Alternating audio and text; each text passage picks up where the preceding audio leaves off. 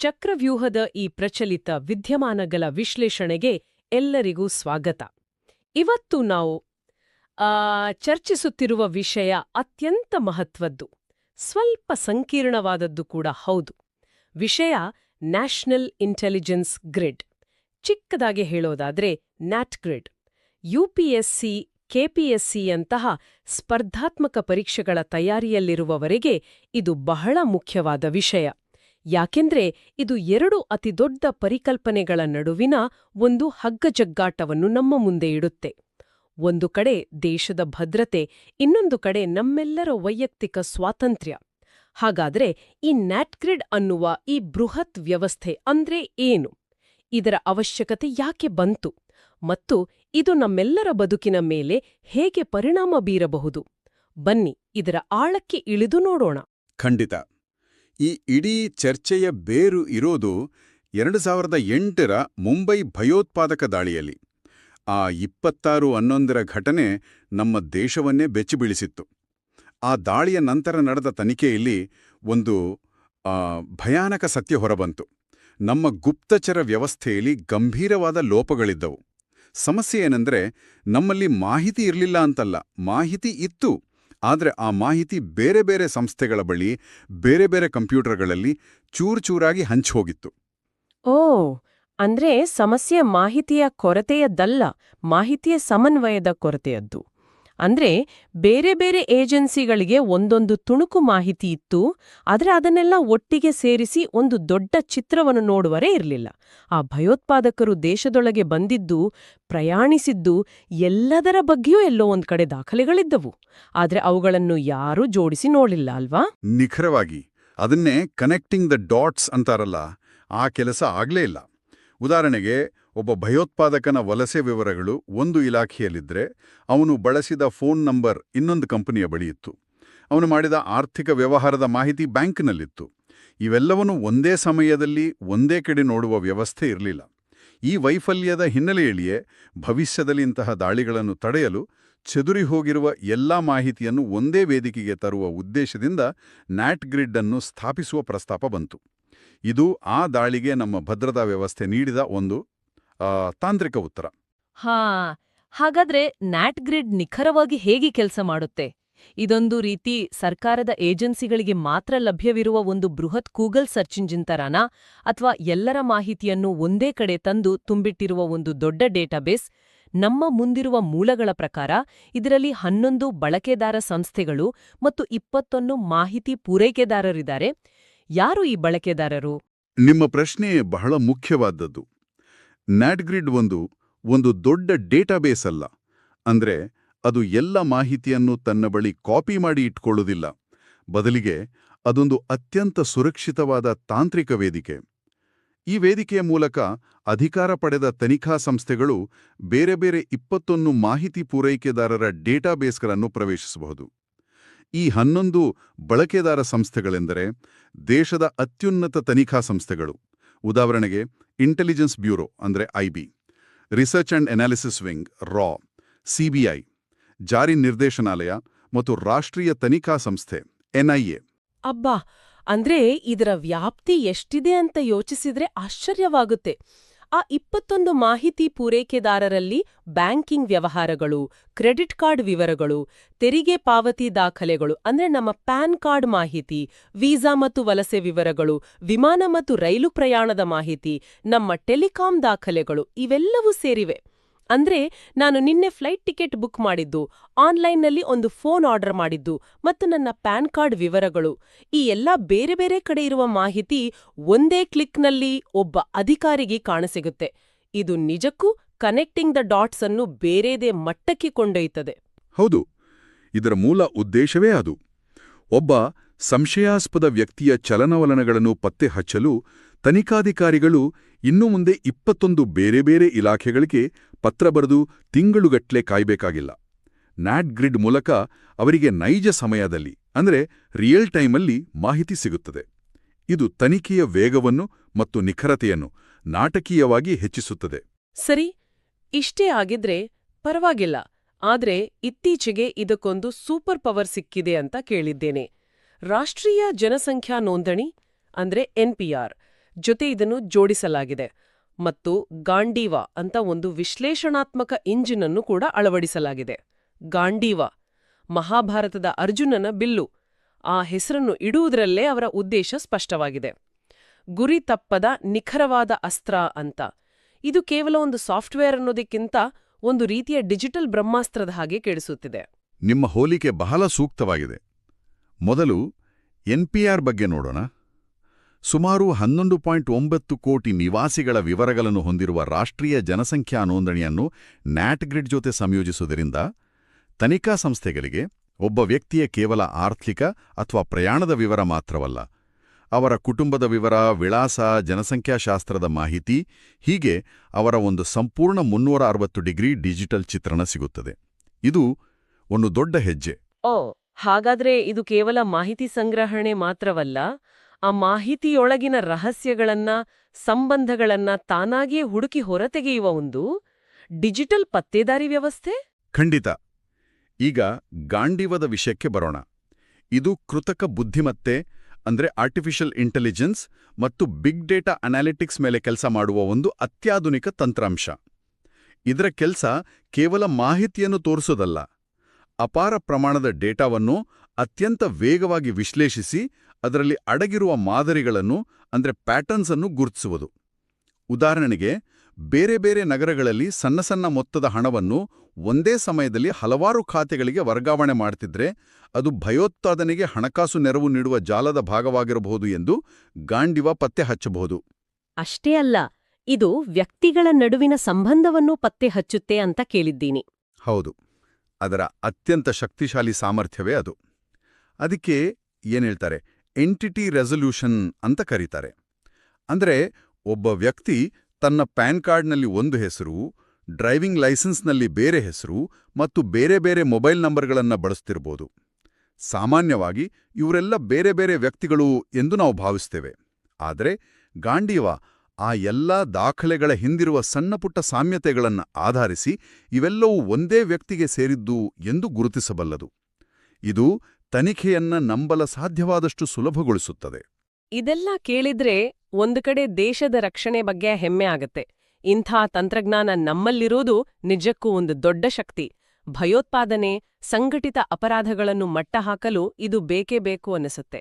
ಆದರೆ ನಾಣ್ಯದ ಇನ್ನೊಂದು ಮುಖವನ್ನು ನೋಡಿದಾಗ, ನನ್ನದೇ ಮಾಹಿತಿ, ನನ್ನದೇ ಜೀವನದ ಡಿಜಿಟಲ್ ಚಿತ್ರಣ ನನ್ನ ಅನುಮತಿ ಇಲ್ಲದೆ ಯಾರೋ ನೋಡ್ತಿದ್ದಾರೆ ಅನ್ನೋ ಒಂದು ಸಣ್ಣ ಭಯ ಶುರುವಾಗತ್ತೆ. ಇಲ್ಲಿಂದಲೇ ಅಲ್ವಾ ನಮ್ಮ ಹಕ್ಕುಗಳ ಪ್ರಶ್ನೆ ಬರೋದು? ಖಂಡಿತ. ಇಲ್ಲಿಂದಲೇ ಈ ಚರ್ಚೆ ಆಕ್ಚುಲಿ ಅತ್ಯಂತ ಸೂಕ್ಷ್ಮವಾದ ತಿರುವು ಪಡ್ಕೊಳ್ತದೆ.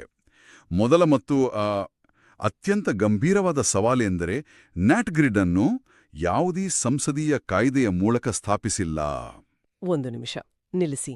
ಹಾಗಾದ್ರೆ ಇಷ್ಟೊಂದು ದೊಡ್ಡ, ದೇಶದ ಕೋಟ್ಯಾಂತರ ಜನರ ಮೇಲೆ ಕಣ್ಣಿಡುವ, ಅವರ ವೈಯಕ್ತಿಕ ಮಾಹಿತಿಯನ್ನು ಜಾಲಾಡುವ ವ್ಯವಸ್ಥೆಯನ್ನು ನಮ್ಮ ಪಾರ್ಲಿಮೆಂಟ್ನಲ್ಲಿ ಚರ್ಚಿಸದೆ ಕೇವಲ ಒಂದು ಸರ್ಕಾರಿ ಆದೇಶದ ಅಂದ್ರೆ ಎಕ್ಸಿಕ್ಯೂಟಿವ್ ಆರ್ಡರ್ ಮೂಲಕ ಜಾರಿಗೆ ತರಲಾಗಿದೆಯಾ?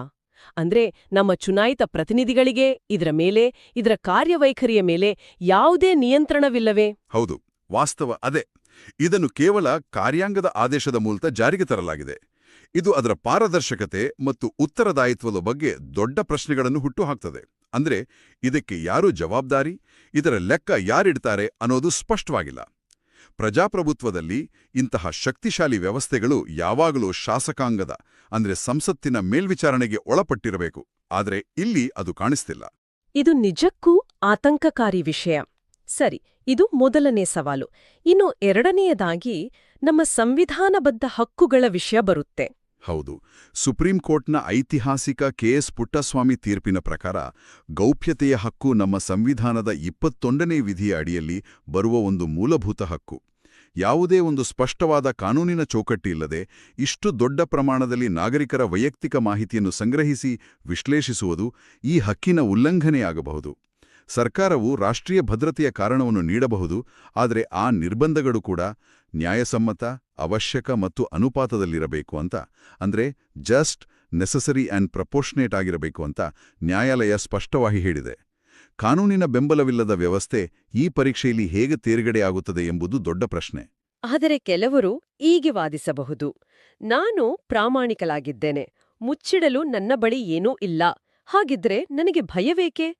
ದೇಶದ ಭದ್ರತೆಗಾಗಿ ಸ್ವಲ್ಪ ವೈಯಕ್ತಿಕ ಮಾಹಿತಿಯನ್ನು ಸರ್ಕಾರಕ್ಕೆ ಬಿಟ್ಟುಕೊಡುವುದರಲ್ಲಿ ತಪ್ಪೇನು? ಇದು ದೊಡ್ಡ ಒಳಿತಿಗಾಗಿ ಮಾಡುವ ಸಣ್ಣ ತ್ಯಾಗವಲ್ಲವೇ? ಇದು ಬಹಳ ಸಾಮಾನ್ಯವಾದ ವಾದ. ಆದರೆ ಗೌಪ್ಯತೆಯ ಹಕ್ಕು ಏನನ್ನೂ ಮುಚ್ಚಿಡುವುದರ ಬಗ್ಗೆ ಅಲ್ಲ. ಅದು ನಮ್ಮ ವೈಯಕ್ತಿಕ ಮಾಹಿತಿಯ ಮೇಲೆ ನಮಗೆ ನಿಯಂತ್ರಣ ಹೊಂದುವುದರ ಬಗ್ಗೆ. ನನ್ನ ಮಾಹಿತಿ, ಅದನ್ನು ಯಾರು ನೋಡಬೇಕು, ಹೇಗೆ ಬಳಸಬೇಕು ಎಂದು ನಿರ್ಧರಿಸುವ ಹಕ್ಕು ನನಗಿರಬೇಕು. ಎರಡನೇದಾಗಿ, ಅಧಿಕಾರವು ಯಾವಾಗಲೂ ದುರ್ಬಳಕೆಯಾಗುವ ಅಪಾಯವನ್ನು ಹೊಂದಿರ್ತದೆ.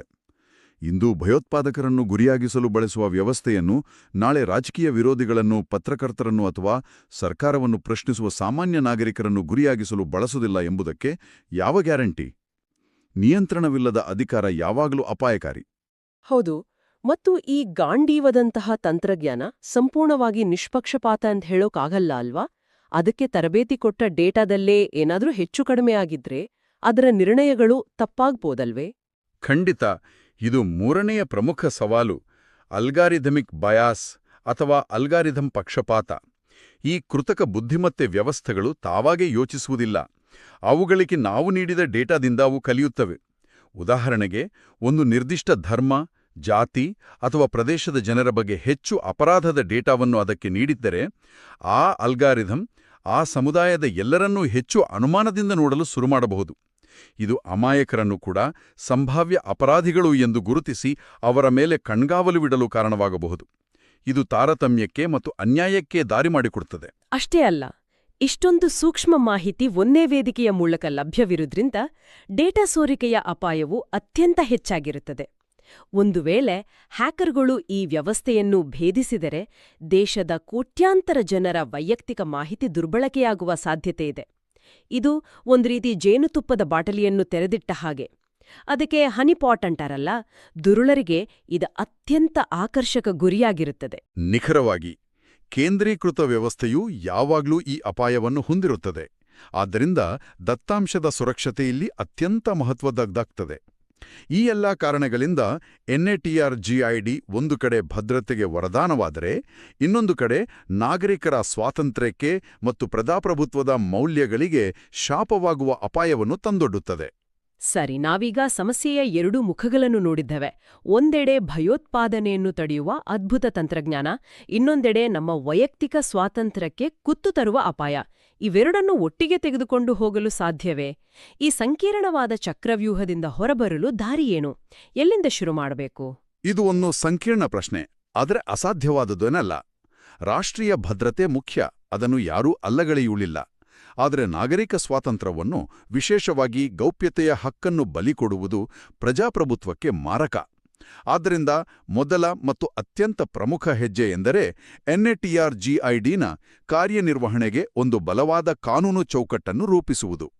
ಸಂಸತ್ತಿನಲ್ಲಿ ಈ ಬಗ್ಗೆ ವಿಸ್ತೃತ ಚರ್ಚೆಯಾಗಿ ಒಂದು ಕಾಯ್ದೆಯನ್ನು ಜಾರಿಗೆ ತರಬೇಕು. ಆ ಕಾಯ್ದೆಯಲ್ಲಿ ಯಾವೆಲ್ಲ ಅಂಶಗಳು ಇರಲೇಬೇಕು? ಆ ಕಾಯ್ದೆಯು ನ್ಯಾಟ್ಗ್ರಿಡ್ನ ಅಧಿಕಾರ ಮತ್ತು ಮಿತಿಗಳನ್ನು ಸ್ಪಷ್ಟವಾಗಿ ವ್ಯಾಖ್ಯಾನಿಸಬೇಕು. ಯಾವ ಸಂದರ್ಭಗಳಲ್ಲಿ ಯಾವ ಹಂತದ ಅಧಿಕಾರಿಯು ಯಾವ ರೀತಿಯ ಮಾಹಿತಿಯನ್ನು ಪ್ರವೇಶಿಸಬಹುದು ಎಂಬುದಕ್ಕೆ ಕಠಿಣ ನಿಯಮಗಳಿರಬೇಕು. ಮಾಹಿತಿ ಸಂಗ್ರಹಣೆ, ಅದರ ಬಳಕೆ ಮತ್ತು ಎಷ್ಟು ಸಮಯದ ನಂತರ ಅದನ್ನು ನಾಶಪಡಿಸಬೇಕು ಎಂಬುದಕ್ಕೆ ಸ್ಪಷ್ಟ ಮಾರ್ಗಸೂಚಿಗಳಿರಬೇಕು. ಮತ್ತು ಎಲ್ಲಕ್ಕಿಂತ ಮುಖ್ಯವಾಗಿ ಇದರ ಮೇಲೆ ಒಂದು ಬಲವಾದ ಮೇಲ್ವಿಚಾರಣಾ ವ್ಯವಸ್ಥೆ ಇರಬೇಕು. ಅದು ಸಂಸದೀಯ ಸಮಿತಿಯ ಮೇಲ್ವಿಚಾರಣೆಯಾಗಿರ್ಬೋದು ಅಥವಾ ನಿವೃತ್ತ ನ್ಯಾಯಾಧೀಶರನ್ನು ಒಳಗೊಂಡ ಸ್ವತಂತ್ರ ಸಂಸ್ಥೆ ಆಗಿರ್ಬೋದು. ಆಗ ಮಾತ್ರ ಈ ವ್ಯವಸ್ಥೆಯ ದುರ್ಬಳಕೆಯನ್ನು ತಡೆಯಬಹುದು. ಜೊತೆಗೆ ಒಂದು ಸಮಗ್ರ ದತ್ತಾಂಶ ಸಂರಕ್ಷಣಾ ಕಾಯ್ದೆಯ ಅಂದ್ರೆ ಡೇಟಾ ಪ್ರೊಟೆಕ್ಷನ್ ಆಕ್ಟ್ ಬಲವಾದ ಜಾರಿ ಕೂಡ ಇಲ್ಲಿ ಅತ್ಯಗತ್ಯ. ಅದನ್ನು ಕಾನೂನಿನ ಚೌಕಟ್ಟಿನೊಳಗೆ ತಂದು ಉತ್ತರದಾಯಿತ್ವವನ್ನು ಸ್ಥಾಪಿಸುವುದೇ ಮುಂದಿರುವ ದಾರಿ. ಹಾಗಾದ್ರೆ ನಮ್ಮ ಚರ್ಚೆಯ ಕೊನೆಯಲ್ಲಿ ಸ್ಪರ್ಧಾತ್ಮಕ ಪರೀಕ್ಷೆಗಳ ದೃಷ್ಟಿಯಿಂದ ಕೆಲವು ಪ್ರಮುಖ ಅಂಶಗಳನ್ನು ಒಮ್ಮೆ ನೆನಪಿಸಿಕೊಳ್ಳೋಣ. ನ್ಯಾಟ್ಗ್ರಿಡ್ ಅನ್ನು 2009ರಲ್ಲಿ ಮುಂಬೈ ದಾಳಿಯ ನಂತರ ಪ್ರಸ್ತಾಪಿಸಲಾಯಿತು.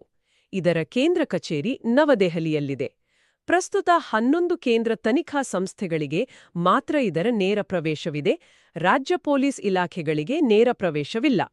ಯುಪಿಎಸ್ಸಿ ಮುಖ್ಯ ಪರೀಕ್ಷೆಯ GS3 ಪತ್ರಿಕೆಯಲ್ಲಿ ಬರುವ ಆಂತರಿಕ ಭದ್ರತೆ ಮತ್ತು GS2 ಪತ್ರಿಕೆಯಲ್ಲಿ ಬರುವ ಆಡಳಿತ, ನಾಗರಿಕ ಹಕ್ಕುಗಳು ಮತ್ತು ಗೌಪ್ಯತೆಯ ಹಕ್ಕು ಈ ಎರಡೂ ವಿಷಯಗಳಿಗೆ ಈ ಚರ್ಚೆ ಬಹಳ ಮುಖ್ಯ. ಹೌದು, ಈ ಚರ್ಚೆಯ ಕೊನೆಯಲ್ಲಿ ಪರೀಕ್ಷಾ ಸಿದ್ಧತೆ ನಡೆಸುತ್ತಿರುವವರು ಆಳವಾಗಿ ಆಲೋಚಿಸಲು ಒಂದು ಪ್ರಶ್ನೆಯನ್ನು ಬಿಟ್ಟು ಹೋಗೋಣ. ಈ ಪ್ರಶ್ನೆಯು ಈ ವಿಷಯದ ಎಲ್ಲ ಆಯಾಮಗಳನ್ನು ಅರ್ಥ ಮಾಡಿಕೊಳ್ಳಲು ಸಹಾಯ ಮಾಡುತ್ತದೆ. ರಾಷ್ಟ್ರೀಯ ಭದ್ರತೆಯನ್ನು ಬಲಪಡಿಸುವ ನ್ಯಾಟ್ಗ್ರಿಡ್ನಂತಹ ತಾಂತ್ರಿಕ ಉಪಕ್ರಮಗಳು ಭಾರತದ ಸಂವಿಧಾನವು ಖಾತ್ರಿಪಡಿಸಿದ ವೈಯಕ್ತಿಕ ಗೌಪ್ಯತೆಯ ಮೂಲಭೂತ ಹಕ್ಕಿನೊಂದಿಗೆ ಹೇಗೆ ಸಂಘರ್ಷಕ್ಕೆ ಇಳಿಯುತ್ತವೆ ವಿಮರ್ಶಾತ್ಮಕವಾಗಿ ವಿಶ್ಲೇಷಿಸಿ.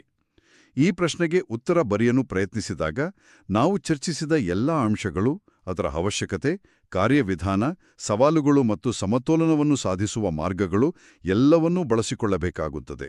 ಅದ್ಭುತವಾದ ಪ್ರಶ್ನೆ. ಇದು ಕೇವಲ ಮಾಹಿತಿಯನ್ನು ನೆನಪಿಟ್ಟುಕೊಳ್ಳುವುದಲ್ಲ, ಬದಲಾಗಿ ವಿಶ್ಲೇಷಣಾತ್ಮಕ ಚಿಂತನೆಯನ್ನು ಪ್ರೇರೇಪಿಸುತ್ತದೆ. ಇಂದಿನ ಈ ಆಳವಾದ ಚರ್ಚೆ ಎಲ್ಲರಿಗೂ ಉಪಯುಕ್ತವಾಗಿದೆ ಎಂದು ಭಾವಿಸುತ್ತೇನೆ. ಮುಂದಿನ ಸಂಚಿಕೆಯಲ್ಲಿ ಮತ್ತೊಂದು ಮಹತ್ವದ ವಿಷಯದೊಂದಿಗೆ ಮತ್ತೆ ಭೇಟಿಯಾಗೋಣ. ಈ ವಿಶ್ಲೇಷಣೆ ನೋಡಿದ್ದಕ್ಕಾಗಿ ತುಂಬಾ ಧನ್ಯವಾದ. ಈ ಮಾಹಿತಿ ಸ್ಪರ್ಧಾತ್ಮಕ ಪರೀಕ್ಷೆಗಳ ತಯಾರಿಗೆ ಖಂಡಿತ ಸಹಾಯ ಮಾಡುತ್ತೆ ಅನ್ಕೋತೀವಿ. ಈ ವಿವರಣೆ ಇಷ್ಟ ಆಗಿದ್ರೆ ಒಂದು ಲೈಕ್ ಕೊಡೋದನ್ನ ಮರಿಬೇಡಿ. ಹಾಗೆಯೇ ನಿಮ್ಮ ಫ್ರೆಂಡ್ಸ್ ಜೊತೆಗೂ ಶೇರ್ ಮಾಡಿ, ಅವರಿಗೂ ಹೆಲ್ಪ್ ಆಗ್ಬೋದು. ಇದೇ ತರಹದ ಡೈಲಿ ಅಪ್ಡೇಟ್ಸ್ಗಳಿಗಾಗಿ ನಮ್ಮ ಚಾನೆಲ್ಗೆ ಸಬ್ಸ್ಕ್ರೈಬ್ ಮಾಡ್ಕೊಳ್ಳಿ. ಪಕ್ಕದಲ್ಲಿರೋ ಬೆಲ್ ಐಕಾನ್ ಪ್ರೆಸ್ ಮಾಡಿದ್ರೆ ಯಾವುದೇ ವಿಡಿಯೋ ಮಿಸ್ ಆಗಲ್ಲ. ಹೆಚ್ಚಿನ ಅಪ್ಡೇಟ್ಸ್ ಮತ್ತೆ PDF ನೋಟ್ಸ್ಗಳಿಗಾಗಿ ಸ್ಕ್ರೀನ್ ಮೇಲೆ ಕಾಣ್ತಿರೋ ಡೀಟೇಲ್ಸ್ ಮೂಲಕ ನಮ್ಮ ಜೊತೆ ಕನೆಕ್ಟ್ ಆಗಿ. ನೆನ್ಪಡಿ, ನಿಮ್ಮ ಯಶಸ್ಸಿನ ಪಯಣದಲ್ಲಿ ನಾವು ಯಾವಾಗ್ಲೂ ನಿಮ್ ಜೊತೆ ಇರ್ತೀವಿ. ಸರಿ, ಹಾಗಿದ್ರೆ ಮುಂದಿನ ವಿಶ್ಲೇಷಣೆಯಲ್ಲಿ ಸಿಗೋಣ. ನಮಸ್ಕಾರ.